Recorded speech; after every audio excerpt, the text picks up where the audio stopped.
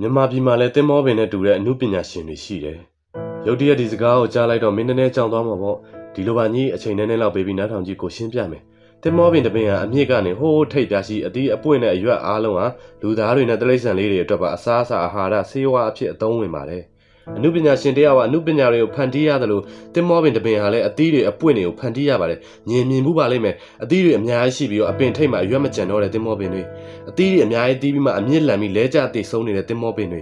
ဒါတွေကဘာကြောင့်လို့ညီထင်လဲတကယ်တော့ကိုတို့လူသားတွေကဒီအပင်မလဲတော့အောင်အောက်ခံအဖြစ်အတွက်ကတ်ခွင့်ပေးတဲ့မြေကြီးနဲ့တူတယ်အမှုပညာရှင်တယောက်ကသူဖန်တီးထားတဲ့အသီးအပွင့်တွေကိုတဘာသူတွေစားသုံးတာကိုလိုချင်ပါတယ်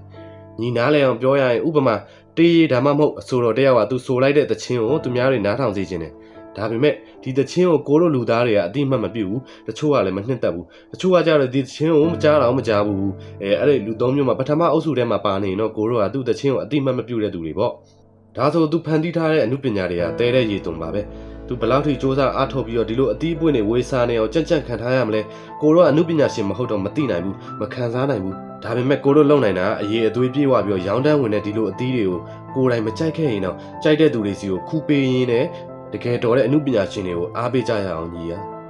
ဒါနဲ့ copy သီးတွေတော့တော့မခူးကြပါနဲ့မှလို့သူများအပင်အသီးတွေတော့တော့မခူးကြပါနဲ့လို့ပြောရင်အခုတင်ဆက်မှုလေးကိုအတိမတ်ပြုရဆိုရင်တော့ channel လေးကို follow လုပ်ပေးဖို့တောင်းဆိုချင်ပါတယ်ကိုလိုနောက်ဗီဒီယိုများမှာပြန်တွေ့ကြပါမယ်